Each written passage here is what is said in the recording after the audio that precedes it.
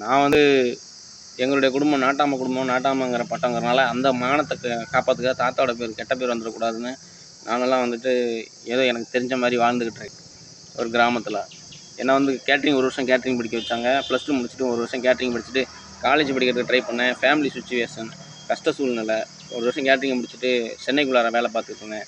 Malaysia போனேன். 3 வருஷம் வேலை செஞ்சேன். என்னை மர்டர் பண்ணுறதுக்கு முயற்சி செஞ்சாங்க. இந்த மணிமேகலை குடும்பத்தார் சேர்ந்தவங்க. எங்கே இவன் வந்துடுவானோ, வளர்ந்து வந்துடுவானோ, இவனை போட்டு தள்ளணும், எங்கே எல்லா உண்மையும் தெரிஞ்சு போயிருமேன்ட்டு இந்த மணிமேகலை என்னை போட்டு தள்ளுறதுக்கு மலேசியாவில் 2014 போட்டு தள்ளுறதுக்கு பிளான் பண்ணுறாங்க. அதுக்கப்புறமா இங்கே வந்து கையில் இருந்ததை வச்சு வீட்டு வேலையெல்லாம் கொஞ்சம் முடிச்சுட்டு அப்புறம் கல்யாணங்கிற பேரில் எங்கள் அம்மா பண்ண அநியாய அட்டூழியத்தினால, எங்கள் அம்மா கலாவதி பண்ண அநியாய அட்டூழியத்தினால அந்த பிரியங்காங்கிற பொண்ணை கல்யாணம் பண்ணி சீரழிஞ்சு பின்னால் கையில் இருக்கிறத வச்சு ஆட்டோ பிஸ்னஸ் பண்ணி அதையெல்லாம் பண்ண விடாமல் பண்ணி அப்புறம் மறுபடியும் வந்துட்டு ஆட்டோவை கொடுத்துட்டு கடை வச்சு அதையும் கொடுத்துட்டு இன்றைக்கி வந்து எல்லாத்தையும் இழந்துட்டு நான் வந்துட்டு ஹோட்டல் வேலை பார்த்துக்கிட்டு இருக்கேன் நான்.